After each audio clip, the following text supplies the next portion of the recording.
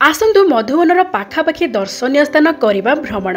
विराट विराट पहाड़ पर्वत घेरा घंच जंगलर सबुजिमा आहाके सुंदर दिशुची ता उपरे सूर्यंकर पहिली किरण लालिमा। प्रथम दर्शनीय स्थान 300 पाहाच चढ़ी पहुंची गलु गुरु शिखरे दत्तात्रेय मंदिर।